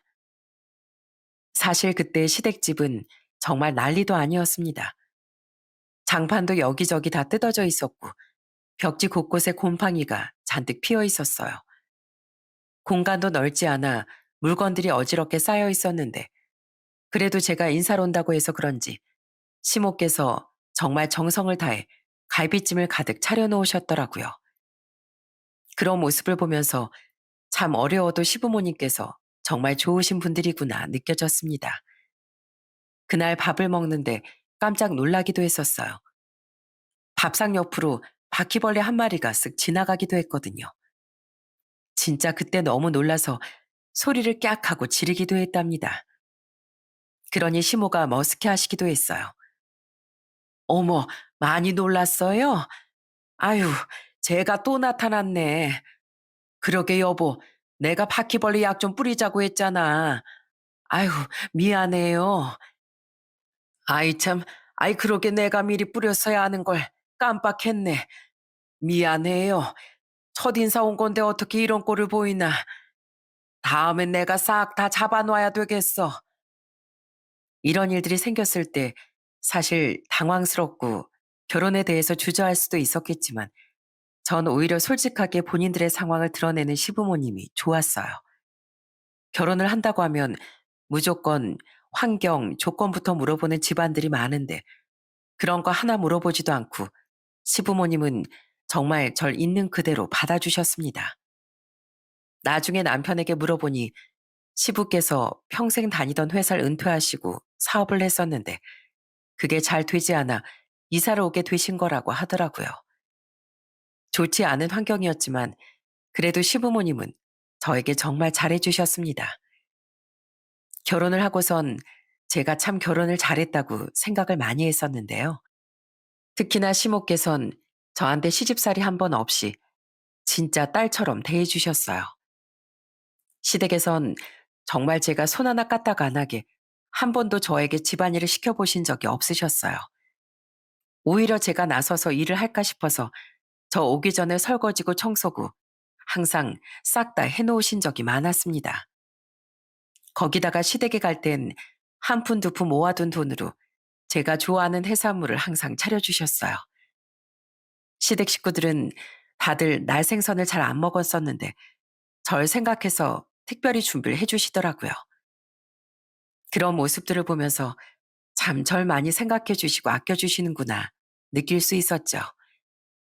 시부모님도 정말 좋으신 분들이셨지만 남편도 저희 집에 참 잘했어요. 버섯 농장에 종종 가서 수확도 도와드리고 선별하고 포장해 근처 거래처에 납품하는 것까지 남편이 나서서 도와드리곤 했습니다. 한 번은 집 마당에서 같이 고기를 구워 먹기도 했어요. 그날은 참 제 인생에서 따뜻한 기억으로 남아있는데요. 아마 평생 잊지 못할 것 같습니다. 아빠가 구워주는 고기를 먹으며 남편이 정말 좋아했어요. 와, 장인어른 너무 좋습니다. 저 시골에서 이렇게 고기 구워 먹는 게 꿈이었거든요. 하늘에 떠 있는 별도 반짝반짝 너무 예쁘고 도시에선 이런 거 절대 볼 수도 없는데 너무 좋아요. 그런가? 오늘 자네가 와서 그런지 별이 참 많이 떴네. 오늘 유난히 하늘이 예쁘구만. 고긴 잔뜩 있으니까 배부르게 많이 먹고 가게. 성서방, 내가 주는 이 쌈도 하나 먹어봐. 이거 쌈채소 우리 앞마당에서 재배한 거거든. 올라갈 때 좀 가지고 가서 사돈댁에도 나눠드려. 와, 장모님 역시 장모님이 재배하신 건 다 이렇게 신선하고 맛있네요. 최고입니다. 너무 맛있어요. 저 처갓댁에만 오면 이렇게 배부르게 먹고 간다니까요. 이러다가 살찌겠어요. 그렇게 살뜰하게 자라는 남편에게 더욱 고마워 저 역시 시댁에 잘하려고 노력했습니다. 주말이면 시댁으로 가서 같이 밥도 먹고 도란도란 얘기도 나누며 소소한 행복을 느끼기도 했어요. 그러다 결혼하고 2년 차에 전 아들 쌍둥이를 낳게 됐습니다. 첫 임신을 했을 때부터 시부모님이 제 건강 걱정을 정말 많이 하셨어요. 아무래도 하나가 아니라 둘을 뱃속에 품고 있어야 하니 매일 제 안부를 묻고 조마조마해 하셨습니다. 출산을 할 때도 산통을 겪는 절 보며 옆에서 눈물을 흘리실 정도로 안타까워 하셨는데요. 사실 원래는 의사가 제왕절개 권했었는데 제가 아무래도 애들을 생각하면 자연분만이 더 나을 것 같아서 자연분만을 고집했었거든요. 그게 너무 제 생각만 좀 했던 것 같아요. 그때 애를 낳을 때 정말 너무 힘들었습니다. 정신도 못 차릴 정도로 너무 힘들어서 사실 그때의 기억이 많이 없어요. 그 정도로 난산이었답니다. 그때 겨우 정신 차렸을 때 제 곁엔 시모가 계셨어요. 제 손을 꼭 잡고선 눈물만 흘리시고 안쓰러워하셨죠. 아이고, 우리 며느리 고생했다. 정말 고생했어. 우리 손주들 낳아줘서 정말 고맙구나. 근데 두 번은 낳지 말거라. 이러다가 너 몸 상할까봐 나랑 네 시애비랑 얼마나 걱정이 많았는지 알아? 아휴, 정말 두 번은 못할 일이다. 어머님, 아이는 보고 오셨어요? 울지 마세요. 저 괜찮아요. 고맙다, 고마워. 손주들 낳아줘서 내가 너한테 얼마나 고마운지 몰라. 넌 아무 걱정 말고 네 건강만 챙겨. 다른 것보다 산후조리를 잘해야 하는 거야. 알았지? 그렇게 제 손을 꼭 잡으며 안아주시는데 정말 절로 눈물이 다 나더라고요. 누구보다 제 걱정을 많이 하셨다는 게 다 느껴졌어요.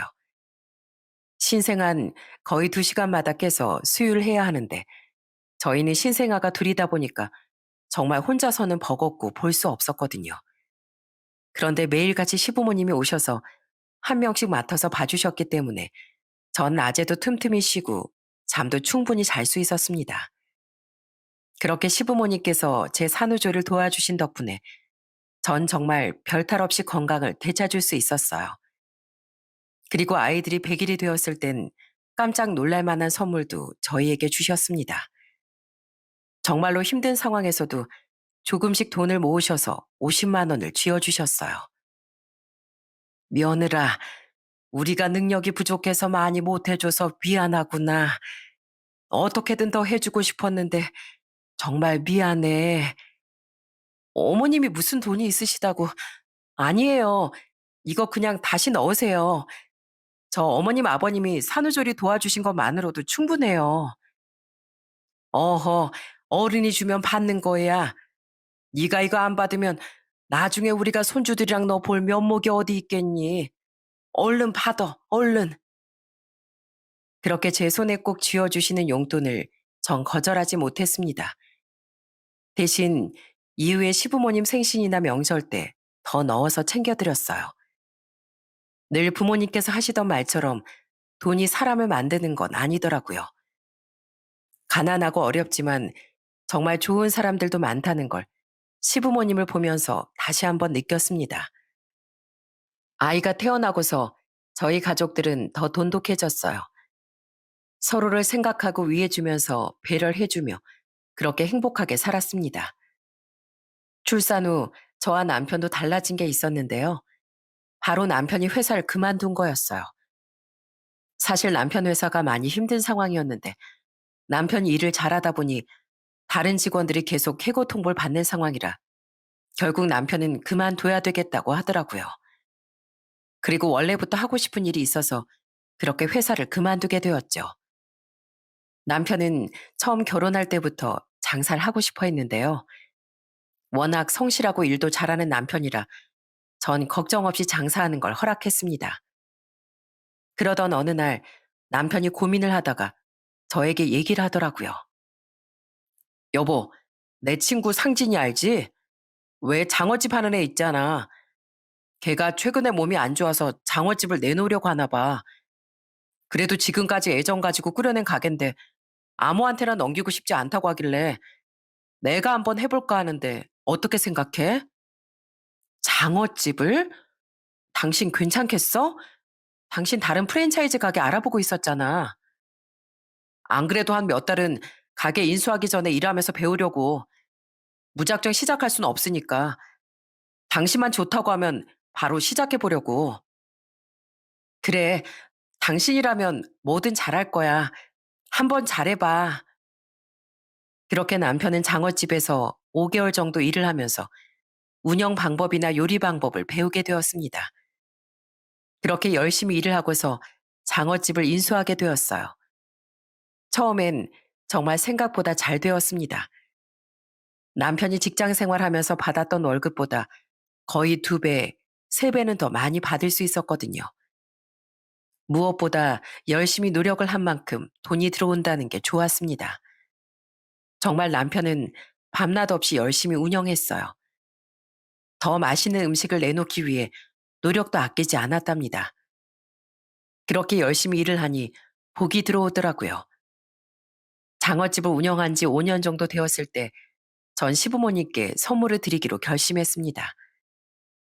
틈만 나면 보일러가 고장나고 비만 오면 지하로 물이 차오르기도 하는 지하방이 정말 내내 불안했었거든요.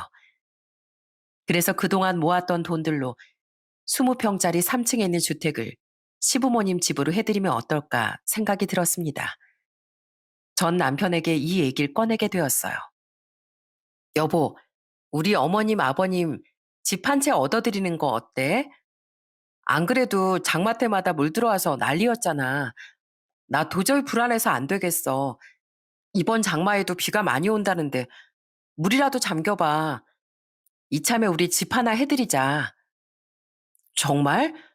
당신 그런 생각까지 한 거야? 진짜 내가 무슨 복이야. 당신 진짜 고마워. 우리 부모님 생각도 이렇게 많이 해주고. 솔직히 나도 좀 걱정이 많았는데 당신이 먼저 그렇게 말해주니까 정말 고맙다. 뭘, 나도 우리 시부모님 걱정 많이 한다고. 나한테 그러니까 앞으로 잘해, 여보. 남편은 저에게 정말 고마워했습니다. 그때 마련해드린 집이 4층짜리 주택이었는데 3층 집을 구입해서 시부모님께 선물로 드리게 되었어요. 서울처럼 비싼 건 아니었고 작은 집이었지만 지하에서 위로 올라왔다는 것만으로도 제가 너무 뿌듯하고 좋았습니다. 처음 시부모님께 그 집을 공개했을 때가 지금도 생생하게 기억이 나요.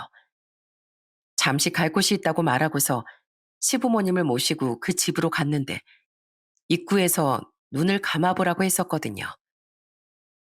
어머님, 아버님, 눈 한번 감아보세요.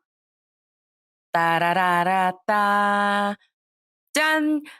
여기가 이제 어머님, 아버님 집이에요. 어때요? 오메, 여기가 우리 집이라고? 네, 이제 보일러 안 돌아서 냉방에서 주무시지 마시고 어머님, 아버님께 선물로 드리는 거니까 여기서 행복하게 오래오래 사세요. 아휴, 고맙다, 고마워. 우리 며느리밖에 없구나. 언제 이런 생각까지 했다니? 아휴, 우리가 무슨 호강이야. 고맙다. 아이고, 우리 며느리 덕에 정말 고마워. 그날 시부모님은 정말 좋아하셨습니다. 가세가 길고 나선 정말 좋지 않은 환경에서 사시느라 잔병도 많이 걸리고 계절마다 춥고 덥고 물이 차오르면서 집 걱정을 안 한 적도 없었거든요. 너무나 행복해 하시는 모습을 보면서 저도 정말 행복하고 기뻤습니다. 시부모님뿐만 아니라 시동생도 너무나 좋아했어요. 집을 선물해 줬다는 소식이 전해지자마자 시동생은 저에게 감사 인사를 했습니다. 그렇게 저희는 그날 새 집에 모여 축하 파티를 했습니다. 오랜만에 시부모님은 축하주도 드시면서 너무 기뻐하셨어요. 어머님, 이렇게 좋은 날 노래 한 곡 하셔야죠. 어머님이 좋아하시는 노래 한 곡 해주세요. 그럴까, 그럼? 쨍하고 해뜰 날 돌아온단다. 어머, 어머님 노래도 진짜 잘 부르시네요. 정말로 노래처럼 쨍하고 해뜰 날이 있었으면 좋겠어요. 이렇게 좋은 날이 매일매일 있었으면 좋겠네요. 그러게나 말이다. 아이고, 우리 며느리 덕에 내가 산다, 살아. 며느라, 정말 고맙다. 내가 아주 널 업고 다니고 싶을 정도야. 정말 고마워. 시부모님은 정말 너무나 좋아하셨습니다. 저에게 매일매일 고맙다고 하셨어요. 저도 시부모님이 너무 좋아하시니 뿌듯하더라고요. 그렇게 1년 정도 지났을까 시댁엔 또 하나 좋은 일이 생겼습니다. 바로 시동생의 결혼 소식이었어요. 예비 동설 처음 봤을 땐 정말 순둥순둥하게 생겨서 착하고 참할 것 같더라고요. 성격 좋고 착한 시동생과 잘 어울린다고 생각을 했습니다. 저에게도 너무나 잘했던 시동생이었기 때문에 결혼할 때 축의금도 500만 원을 해주기도 했어요. 정말 두 사람이 잘 살기만을 바랬습니다. 그렇게 결혼을 하고 나서 시동생과 동서가 둘 다 일을 하다 보니 바쁘기도 했고 저 역시 쌍둥이 육아라느라 정신이 없어 자주 보지 못했어요. 그런데 가끔씩 보더라도 동서와는 잘 맞지 않았던 것 같아요. 한 번은 동서가 결혼하고 첫 번째 어버이날이었는데 그날은 그냥 다 같이 모여서 시댁에서 밥 한 끼 먹는 게 어떨까 생각을 했었습니다. 그래서 제가 동서에게 먼저 연락해 물어본 적이 있었어요. 그런데 동서의 반응이 좀 놀랍더라고요. 동서, 다음 주가 어버이날이잖아. 당일날엔 동서 친정 갈 거지? 그래서 말인데 이번 주말에 좀 당겨서 어버이날 기념으로 다 같이 밥 먹으면 어떨까 싶어서 말이야. 그때 시간 돼? 아, 어쩌죠?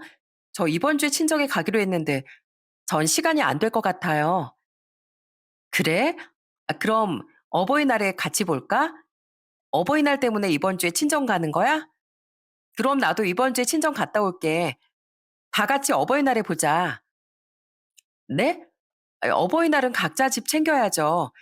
그날은 저 일해서 시댁에 못 가고 정 챙기고 싶으시면 형님이 알아서 챙기세요. 전 제가 알아서 할게요.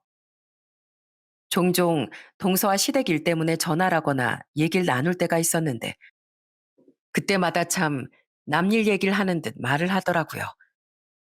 처음엔 그저 결혼한 지 얼마 되지 않았고 시댁 식구들과도 별다른 교류가 없으니 그럴 수도 있겠다고 생각했습니다. 그런데 시간이 점점 지날수록 너무하다는 생각이 들 정도로 일들이 많아졌습니다. 생신이고 명절이고 특별한 날엔 늘 동선 바쁘고 일이 생겼어요. 그러면서도 동서 친정에 무슨 일이라도 있을라 치면 꼭 시동생은 참석을 해야 했습니다. 그런 걸 들을 때마다 이런 게 내로남불이구나 싶더라고요.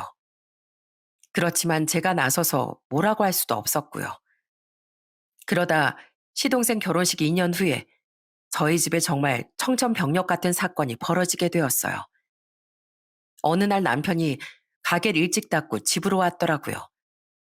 무슨 일인가 싶어 표정을 봤는데 아주 사색이 되어 있었습니다. 뭔가 심상치 않은 일이 있구나 싶더라고요. 그러더니 남편이 하는 말을 듣고 전 할 말을 잃었습니다. 여보, 무슨 일 있었어?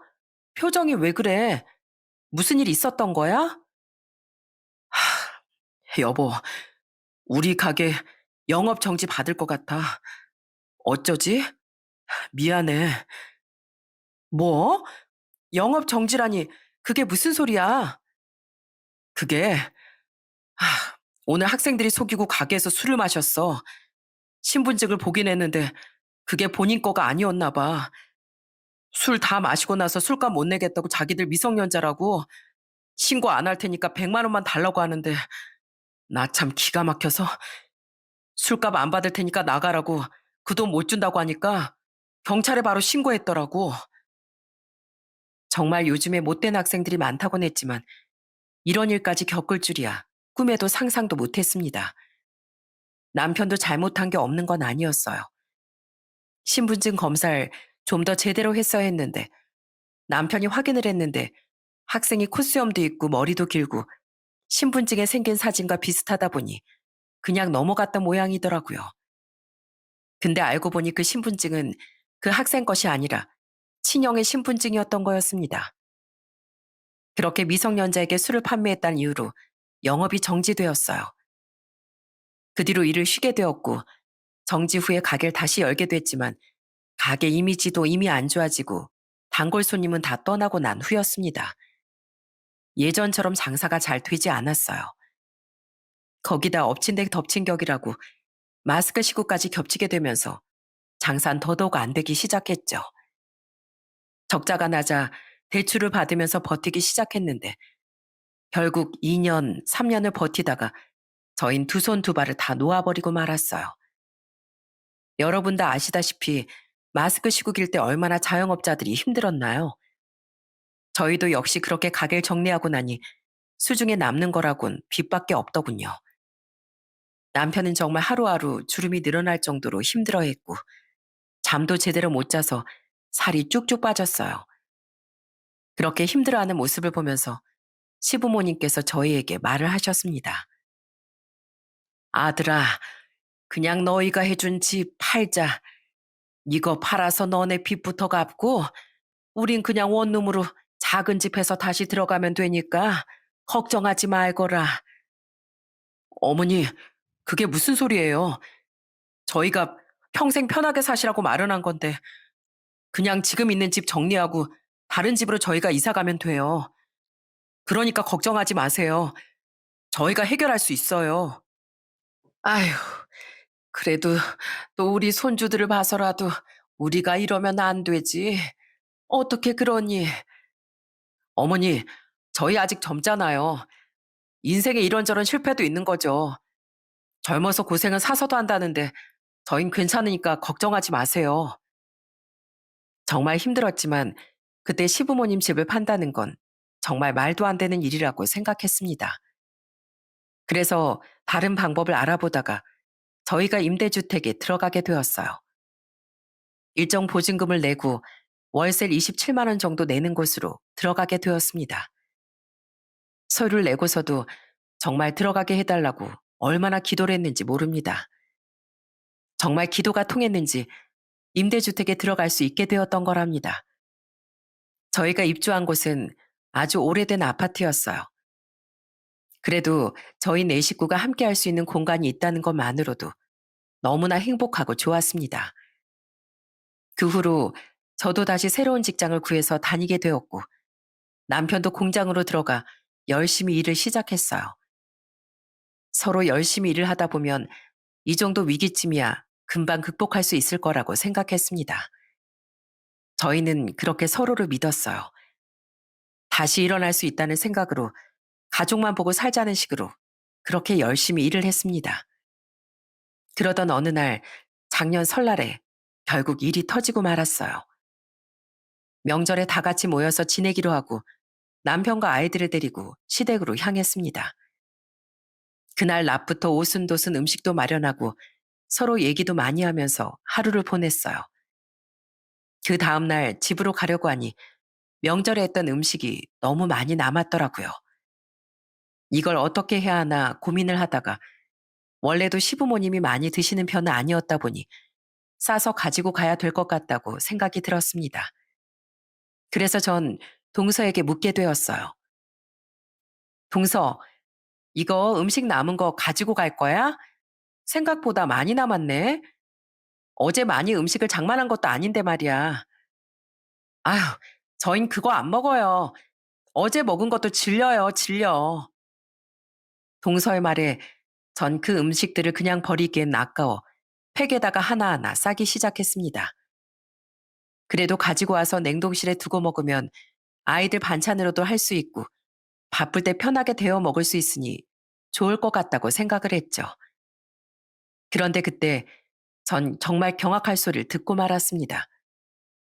옆에서 분명히 절 보고서 얘기를 한 건 아니었지만 동서가 다른 곳을 보면서 뭐라고 중얼중얼 얘기를 하기 시작하더라고요. 아휴, 진짜 누가 월세 거지 아니랄까 봐 저런 음식 쓰레기도 잘 챙기는 것 좀 봐. 아휴, 저런 것도 귀한가 보네. 불쌍하다, 불쌍해. 분명히 절 보면서 말한 건 아니었지만 저한테 하는 소리가 분명했습니다. 그래서 전 바로 동서에게 따져 물었어요. 동서, 지금 나한테 하는 소리야? 어? 지금 나한테 우리 월세 산다고 지금 나한테 하는 소리냐고? 뭐 그런 건 아니고요. 그냥 혼자 중얼거린 거예요. 아니 그러니까 혼자 중얼거리는 건데 음식 산 사람이 지금 나밖에 없잖아. 지금 나한테 그런 거냐고. 아이, 형님, 그냥 농담한 거예요, 농담. 이래서 형님이 문제인 거예요. 왜 이렇게 예민하세요? 전 동서의 말에 정말 어처구니가 없더라고요. 남은 음식을 가지고 가는 것도 이런 소리를 들을 만한 일인지 도저히 이해도 안 됐고, 거기다가 사람을 앞에 두고 그런 말을 하는 게 정말 화가 났어요. 그동안 쌓여 있었던 일들도 많았기 때문에 동서 이런 말은 제 화를 부추겼습니다. 그렇지만 명절에 큰 소리를 내고 싶진 않아 꾹꾹 참고 있었죠. 그런데 꾹 참던 저를 폭발시킨 건 바로 동서의 말 한마디였습니다. 진짜 형님, 저보다 손윗 사람이면 좀 어른스럽게 체면도 차리고 그래야죠. 어떻게 말 한마디 이렇게 욱하시는지 아니, 농담도 못해요? 참, 동서, 진짜 안 되겠네. 내가 웬만해선 어머님, 아버님 때문에 참으려고 그랬는데 안 되겠어. 우리나라 족보가 왜 이렇게 손윗 사람, 손 아랫 사람 이렇게 나눈 줄 알아? 다 이유가 있는 거야. 내가 손윗 사람이 얼마나 무서운지 보여줄게. 그래서 뭐 어쩌시라고요? 어쩌실 건데요? 마음대로 해보세요. 뭐 어쩌신다고요? 형님, 형님이 형님답게 행동하셔야죠. 말 하나에 그렇게 화내시면 이건 어린아이나 다름없지 않나요? 전 동서의 말에 정신이 번쩍 들었습니다. 그동안 사실 바쁘겠거니 신혼이니까 하는 이유로 이런저런 일들을 많이 배려해줬다고 생각을 했는데 동서는 자신이 배려를 받았다고 생각하지 않았더라고요. 동서 말대로 형님이면 형님답게 굴어야 되겠다는 생각이 들었습니다. 명절 음식들을 정리하고 나서 일주일 뒤 전 동서에게 전화를 걸었습니다. 주말에 시댁 김장을 해야 하니 김치통을 들고 오라고 했어요. 그동안 김장날이면 동선 바쁘다는 이유로 참석도 안 했었거든요. 그래서 그날도 김치통만 딸랑 들고 올 거라고 생각했습니다. 역시나 그날 약속한 시간에 나타나지 않았더라고요. 그날은 동서가 올 때까지 기다리기로 했습니다. 그러니 평소에도 느지막한 저녁이 되어서야 나타났는데 그날 역시도 저녁 시간이 다 돼서야 김치통만 들고 나타났더라고요. 어머님, 죄송해요. 오늘 제가 일이 좀 바빠서요. 와서 도와드리려고 했는데 죄송해요. 아이, 형님, 고생 많으셨죠? 제가 뒷정리는 할게요. 내일 쉬는 날이라서요. 김장 다 끝나셨죠? 어머, 동서 잘 왔어. 안 그래도 우리 김장 어떻게 해야 하나 했다니까? 오늘 배추가 잘 안 절여져서 낮에 김장을 못 했거든. 잘 왔네, 잘 왔어. 안 그래도 일손이 필요했는데 동서 일 다 끝났지? 내일이 쉬는 날이라고? 아이, 그럼 잘 됐네. 저기 가서 그럼 김치 속부터 만들자. 네? 아직 김장을 안 하셨어요? 아니, 지금 시간이 몇 시인데 아직까지도 안 하신 거예요? 말했잖아. 배추가 잘 안 절여졌다고. 내일 할까 했는데 내일 동서 쉰다니까 내일은 푹 쉬고 오늘 저녁에 우리끼리 얼른 하자. 아이, 뭐해. 가서 배추속 얼른 안 만들고. 만드는 법은 알지? 아유, 동서 김장하는 거 한 번도 안 왔었지 참. 그럼 내가 알려줄게. 일단 무부터 채 썰어. 그거 하고서 양념 만들자고. 제 말에 동서의 얼굴이 정말 썩어 문드러졌습니다. 웃지도 울지도 못하는 표정으로 동선 부랴부랴 장갑을 낀 채 물을 썰러 갔어요. 사실 시모는 제 말을 듣고서 별다른 말을 안 하셨어요. 아마 제가 왜 이러는지 어느 정도 예상을 하셨던 것 같습니다. 평소보다 훨씬 더 많은 무를 준비해 동서에게 다 채를 썰라고 하고 난 뒤엔 양념까지 뒤섞으라고 했습니다. 그러자 동서가 너무 힘들다며 툴툴대더라고요. 아, 형님, 이거 너무 힘들어서 못하겠어요. 아니, 아주버님은 어디 가셨어요? 이럴 때 남자가 있어야 하는 거 아니에요? 아, 이럴 줄 알았으면 남편한테 같이 오자고 하는 건데. 어머, 동서, 지금까지 우리 늘 어머님이랑 나랑 이렇게 둘이서만 했어. 힘들지? 동서가 알아서 다행이다. 다음엔 동서 그러니까 꼭 참석해. 내년부터 남편이랑 서방님도 꼭 오라고 할게. 알았지? 동선 대놓고 저에게 뭐라고 하지 못했지만 표정은 단 한 번도 웃지 않더군요. 그렇게 한참을 고생하고 나서 김치 속까지 다 채우고 들고 온 김치통에 가득 담아 보냈어요. 그러면서 전 동서에게 저녁으로 수육이라도 삶아 먹자고 했지만 동선 피곤하다며 집으로 가겠다고 하더라고요. 아마 안 하던 일을 했으니 온몸이 다 뻐근하고 결렸을 겁니다. 그걸로 끝이 아니었어요. 시댁에 다 같이 모여 밥을 먹던 날이었어요. 그날도 여전히 동선 자리에서 한 번 일어서지 않고 가만히 앉아서 차려지는 밥만 먹었습니다. 원래는 제가 별다른 말을 하지 않았겠지만 그날은 평소와는 달랐죠. 동서, 다 먹었지? 이제 그릇 좀 정리하자. 내가 그릇 설거지통에 가져다 놓을 테니까 동서가 설거지해. 기름 많아서 따뜻한 물 받아서 깨끗하게 설거지해야 돼. 알았지? 네? 제가요? 형님, 저도 하고 싶은데 제가 너무 늦어서 저희 내일 출근하려고 하면 지금 가서 정리하고 씻고 해야 하거든요. 어쩌죠? 에이, 설거지 하는데 1시간이 걸려, 2시간이 걸려. 해봤자 이거 몇 개도 안 되는데. 가서 얼른 해. 이거 몇 개나 된다고 그래. 그래, 여보. 오늘은 우리가 하고 가자. 매번 형수님이랑 형이 고생했는데 음식도 다 형수님이 차리신 거잖아. 당신 하는 것도 없으면서 왜 그래? 오래 걸리는 것도 아니고 우리가 하자고. 평소였으면 저도 동서가 설거지를 하겠다고 했을 때 말렸겠지만 그날은 제가 오히려 설거지를 하라고 시켰습니다. 당연히 제가 그렇게 말을 하니 동선 이런저런 핑계로 안 해보려고 하더라고요. 그래도 전 물러서지 않고 끝까지 동서에게 일을 시켰어요.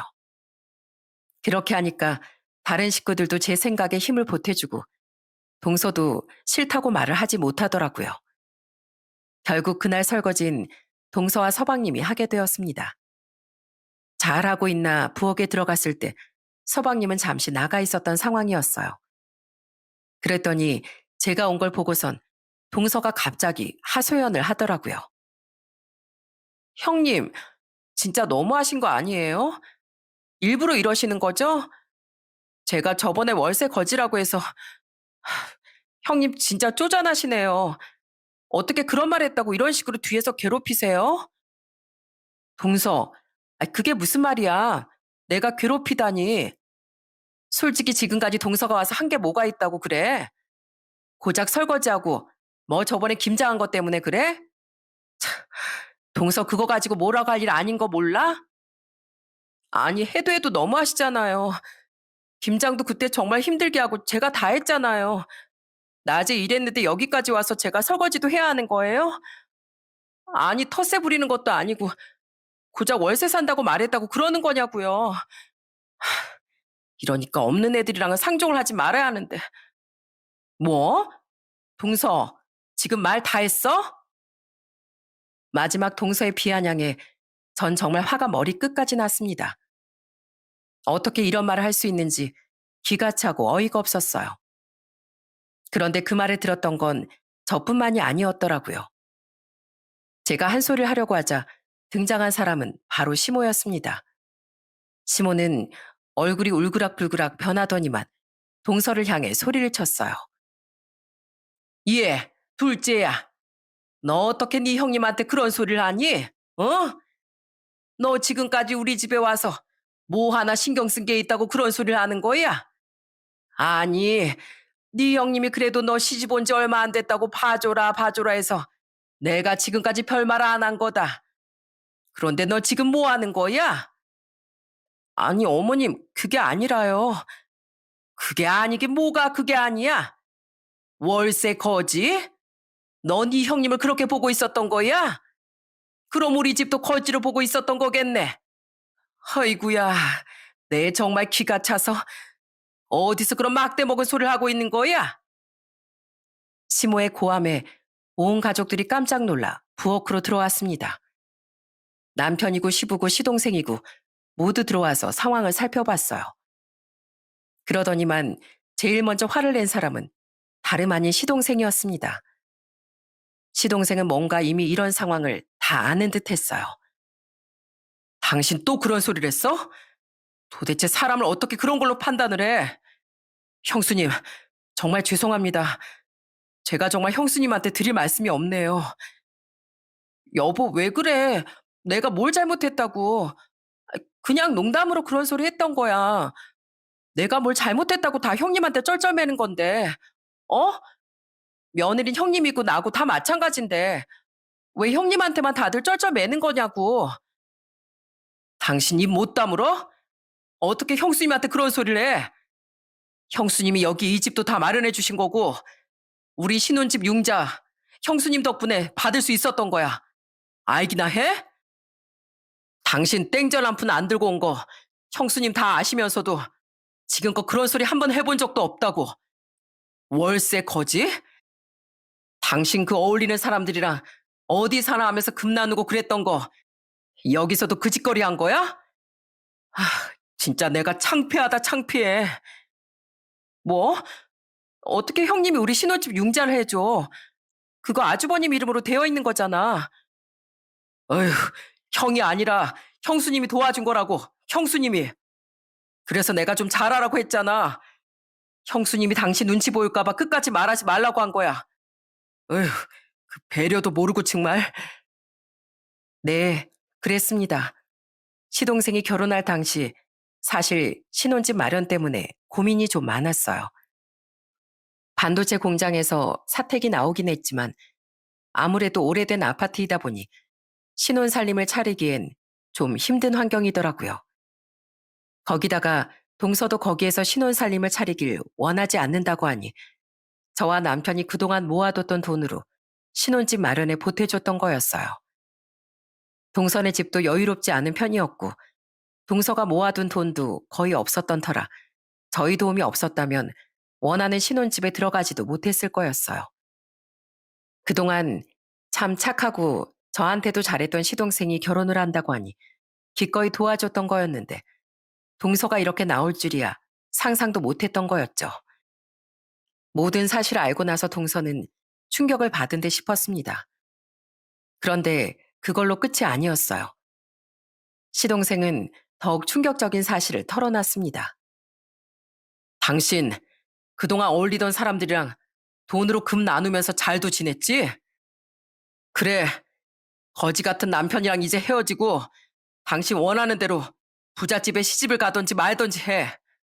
나도 당신같이 허영심 많은 여자랑은 그만 살 테니까. 그래도 잘 사는 모습 부모님, 형수님, 형한테 보여주고 싶어서 지금까지 참았는데 여기서까지 이러니 도저히 안 되겠다. 당신 그게 무슨 소리야? 뭐 헤어지기라도 하자는 거야? 그래, 당신이랑 그 어울리는 사람들이랑 통화하는 거 다 들었어. 우리 집 거지 같고 형네도 못 산다고. 시부모 사는 집도 거지 같아서 받을 유산도 없다면서 결혼 잘못했다고 하는 거. 그래, 다 그만두자, 그만둬. 그날 잘못 들었는 줄 알았는데 이제 보니 잘못 들은 거 아닌 것 같네. 그만해. 형수님, 엄마, 아버지, 정말 죄송합니다. 저 어떻게든 잘 살아보려고 했는데 안 되겠네요. 저 그만하겠습니다. 여보, 그게 무슨 소리냐고. 갑자기 그게 무슨 소리야. 아, 이거 놔. 이거 놓으라고. 시동생은 격하게 저항하는 동서를 데리고서 밖으로 나가버렸습니다. 알고 보니 동서는 어울리는 사람들과 돈으로 사람을 나눠 대했다고 하더라고요. 돈 잘 버는 사람은 무슨 일을 하든지 대접해주고 돈이 없는 사람은 하대하고 무시했던 일들이 종종 있었다고 했습니다. 시동생은 그저 그런 일이 있어도 설마 그럴 리가라고 생각하며 지나갔었는데 저한테 하는 짓을 보고선 정말 그게 진실이라는 걸 알게 되었다고 했어요. 그날 이후로 시동생은 동서에게 이혼 소장을 보냈습니다. 동선 본인 처지도 생각도 안 하고 반도체 공장을 다니면서 버는 돈이 크니 실컷 사치를 부리고 다녔던 모양이더라고요. 본인이 버는 돈은 다 본인 사치로 썼으니 그걸로 시동생은 이혼 소송을 했습니다. 이혼을 당하는 것뿐만 아니라 위자료까지 내야 할 상황까지 되고 나서야 동선 절 찾아와 미안하다며 사과를 했습니다. 형님, 제가 진짜 잘못했어요. 제발 남편한테 좀 잘 얘기해 주세요. 오해라고. 저 진짜 돈으로 그렇게 사람 가리고 그러지 않았어요. 그러지 않는 사람이 월세 거지라는 말을 하나? 이거 동서가 만든 거야. 내가 이러려고 한 게 아니고 동서가 다 이렇게 만든 거라고. 아직도 모르겠어? 아, 형님, 저 이렇게 이혼하면 저 진짜 망해요. 위자료도 내야 되고 친정에서 이 사실 알면 저 진짜 쫓겨나요. 제발 형님이 저희 남편 마음 좀 돌려주세요. 그래도 남편이 형님 말은 듣잖아요. 제발요. 내가 왜? 동서 그렇게 잘난 사람인데 알아서 해. 왜 나한테 그런 걸 부탁해? 그렇게 무시할 땐 언제고 이럴 때만 형님이야? 본인 덕 볼 때만 윗사람 대접해 주는 건가? 속 보인다 속 보여. 난 동서 같은 속물이랑은 상대 안 해. 이제 나한테 연락하지 마. 끝까지 동선 저에게 미안하다며 사과를 했지만 전 그걸 받아주고 싶은 생각이 없었습니다. 그동안 절 무시하고 급을 나누며 대했다는 걸 생각하면 속부터 화가 끓어오르거든요. 결국 시동생은 이혼을 하게 되었어요. 생각보다 동서가 사칠 부린 게 많았던 모양이더군요. 재산 분할을 할 때도 시동생이 유리하게 재산 분할을 할 수 있었습니다. 시동생의 신혼집은 그대로 가지고 올 수 있었어요. 그만큼 동서가 경제적으로 기여한 바가 거의 없었다는 뜻이죠. 동선 다시 어려운 친정으로 돌아갔다고 하더군요. 애초에 친정에서 거의 가장이나 다름없었는데 결혼으로 거기서 겨우 빠져나왔던 거였거든요. 아마 혼자서 번 돈을 온 가족이 다 쓰다가 결혼하고선 자기 혼자서 쓸 수 있게 되니 사람이 달라졌던 것 같습니다. 그렇게 다시 친정으로 들어간 동선, 결혼 전처럼 모든 월급을 가족들이 다 쓰며 살고 있다고 하더라고요. 그렇게 힘들게 살았던 동서가 왜 돈으로 사람 급을 나눴던 건지 지금도 이해가 되지 않습니다. 애초에 동서의 마음이 그 정도였던 것 같아요. 시동생은 그렇게 이혼을 하고서 저희를 찾아왔더라고요. 그러더니 저희에게 뜻밖의 제안을 했어요. 형수님, 솔직히 말해서 저희 이렇게 사정 나아진 거 다 형수님 덕분인 거 압니다. 저라고 모를까요? 형수님 덕분에 부모님 편한 집에서 잘 사시고 계시고 저도 결혼할 때 신혼집 마련할 수 있었잖아요. 그래서 말인데 이 집에 사시는 건 어떠세요? 네? 저희가 그 집으로 들어가라고요? 네. 어차피 전 회사 기숙사로 들어가려고요. 집을 처분하기도 그렇고 형수님네 지금 사는 집은 작아서 애들도 많이 불편해하잖아요.